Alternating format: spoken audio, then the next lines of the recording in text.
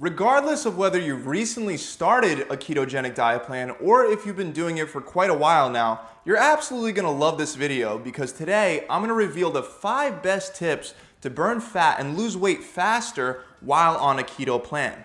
If you've already had some experience with this diet, then you already know that in order to burn more fat for fuel, the goal is to reach ketosis, which is a metabolic state in which your body begins to use fat for energy rather than the glucose from carbohydrates for energy.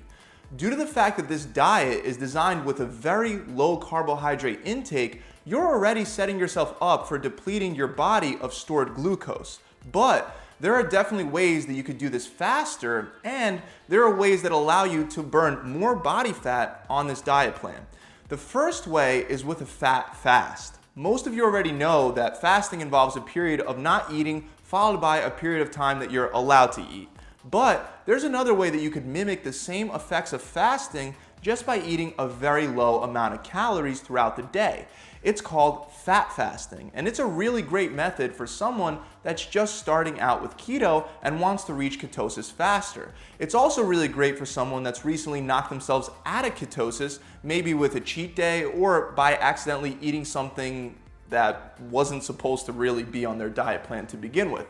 Now, I recommend not doing this for longer than 2 to 4 days because that's all you really need to jumpstart your fat loss, even if you really messed up on a cheat day. With this method, you would have somewhere between 1,000 to 1,200 calories a day, and you could have those calories at any point of the day. Again, there are no fasting and feeding windows. Now, you're not only going to eat a low amount of calories, but you're also going to change your macronutrient split.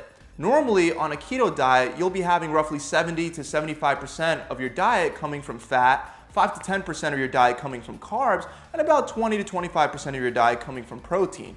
However, with a fat fast, you would be having 80 to 90% of all your daily calories coming from fat.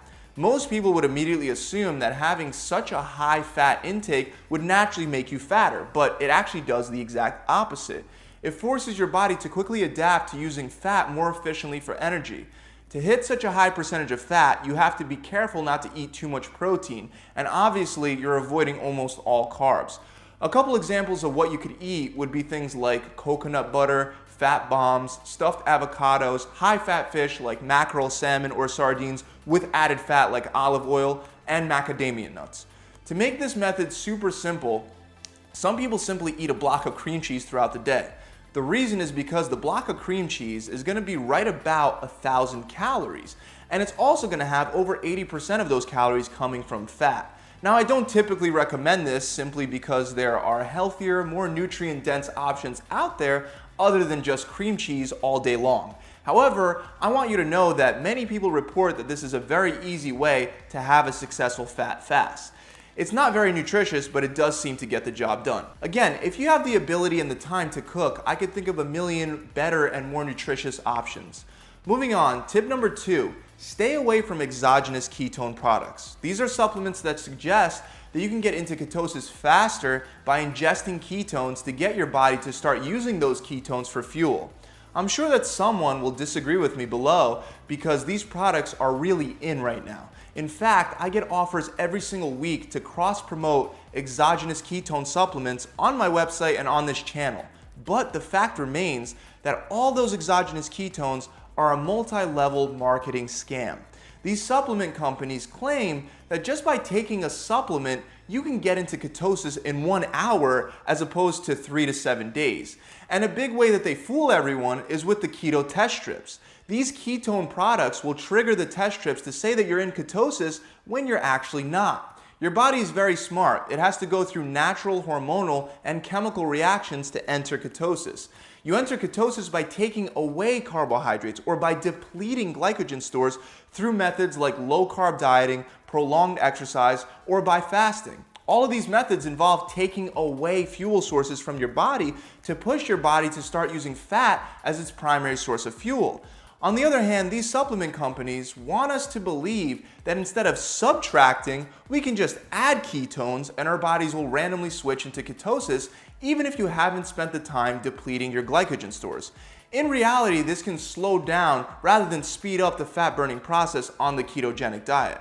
products like liquid ketones, keto protein powder, and exogenous ketones in general are complete nonsense. And like I said, it's a multi-level marketing scheme. So don't waste your time and your money on these BS supplements. Let's move on to my third tip for speeding up weight loss with keto, and that's through intense exercise or prolonged exercise. Now, prolonged exercise, where you train for a couple hours, can wind up doing more harm than good. So instead, I like to focus on intense exercise, which can provide all the benefits without the drawbacks. Once again, you're going to get into ketosis and begin producing ketones, essentially burning fat as your primary source of fuel only after you've already depleted your glycogen stores. One of the best ways by far to deplete your glycogen stores with your workouts is by lifting heavier weights and in general increasing the intensity of your workouts. As opposed to aerobic workouts like jogging, anaerobic workouts will preferentially use glycogen for fuel. Not only will focusing on anaerobic training help you burn through your glycogen stores, but it's also a way to prevent muscle loss while you burn fat. So this is once again a win-win situation because muscle loss is a very common threat to anyone that's trying to cut. While you're cutting, regardless of whether you're doing the ketogenic diet or some other diet approach, it's going to feel very difficult to match the same weight load that you were using for your exercises before you were trying to lose weight or burn fat with a diet plan. And over a long cut, you're inevitably going to be sure to drop the amount of weight that you use for at least a couple of your exercises. But I need you to do everything you can to fight for every last inch before decreasing the weight load that you're using. What I mean is push yourself to maintain the same weight as long as you can. An example of this would be if you normally bench press 225 for 8 reps, when you start cutting, 225 may feel significantly heavier than what it felt like before. But instead of giving into the urge of immediately dropping the weight that you're using, you want to fight for every last pound. Meaning you might only be able to do 7 reps the first week, and then the following week only 6 reps, and then 2 weeks later you might be down to only 5 reps. But push yourself to stick to that same weight load until your rep range gets really low. Then you can drop down to a new weight. Again, the reason for this is because as a natural, your muscle strength is directly linked to how much muscle you lose during a cut. So if you easily give in every time that you're feeling weak, you're only going to accelerate the process of getting weaker faster while cutting. If you can somehow increase intensity during a cut, that's ideal, but that's something that's really only going to happen to absolute beginners. So at the very least, do everything you can to try to match it. Since we're on the topic of exercise, let me give you the next tip. You can reach ketosis faster, consistently deplete your glycogen stores, and burn more fat by adding cardio after your weight training sessions. Like I already said, by performing an intense weight training session with heavy weight, you'll deplete the majority of your glycogen stores. By doing cardio directly after your weight training workout, you'll be able to deplete even more glycogen stores, and if they are already depleted, you'll switch over to primarily using ketones and fat for energy. If you do cardio, even low intensity steady state cardio before your weight training session, you won't have the energy to work as hard as you can while lifting weights. We've already discussed how that could negatively impact the amount of glycogen that you deplete and how a less intense workout will produce more muscle atrophy throughout a cut. But another thing you should know is that a less productive weight training session can impact EPOC.